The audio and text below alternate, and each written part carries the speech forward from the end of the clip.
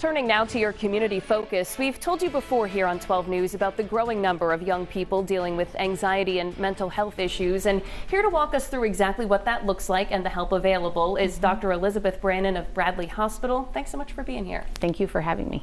So I want to start with just how common are anxiety disorders in kids and teens, and what are the trends we've seen over the last few years? So anxiety disorders are actually the most common of mental health illnesses in kids and teens. Studies before the pandemic said basically 10 to 30% of youth suffer from anxiety disorders, and since the pandemic started, those numbers have only risen, and only about 20% of kids actually get appropriate treatment for anxiety disorders. And so for parents and families out there, what exactly does this look like, these disorders? What are the signs that they can look out for? Right. So it depends on the type of anxiety disorder or what the core fear is. So in a child who may have social anxiety disorder, it's a core fear of social judgment and embarrassment, and that might look like a child who's having trouble speaking up in class or making friends despite really wanting to. In a child who has something like generalized anxiety disorder, a fear of uncertainty or unpredictability, it might be constant question asking about what's coming next or what could happen to me or what if.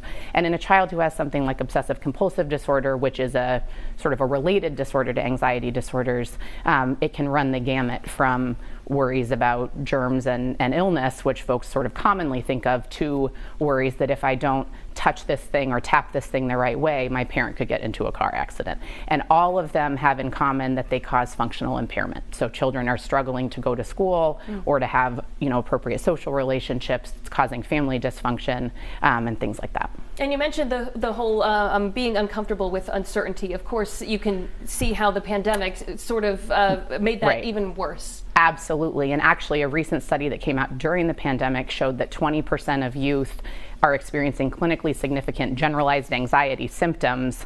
And so, we can see very clearly the uncertainty and unpredictability have just shot that through the roof. And so now walk us through some of the types of care that are available here. Absolutely. So we actually are really lucky here in Rhode Island that we do have appropriate treatment and that there is an evidence-based effective type of treatment for anxiety disorders. It's a form of cognitive behavioral therapy called exposure therapy, and we offer it right here at Bradley Hospital. The place where I work is the Pediatric Anxiety Research Center at Bradley Hospital, and we have a whole variety of levels of care, levels of treatment for kids, from outpatient in-office based to home-based services to a day hospital program, depending on the level of impairment. And we've covered a lot here in just a few minutes. Real quick, if people want more information, is there a website or a phone number or somewhere they can go? Absolutely. So for families or teachers or anyone wondering about if a child needs this type of help, they can call the Kids Link phone number, and can also go to our website www.anxiouskids.org to find out specifically at our Pediatric Anxiety Research Center what studies and treatment options are available. And that number also at the bottom of your screen there. Dr. Elizabeth Brannan from Bradley Hospital, thanks so much for being here. Thank you, Kayla. I appreciate it.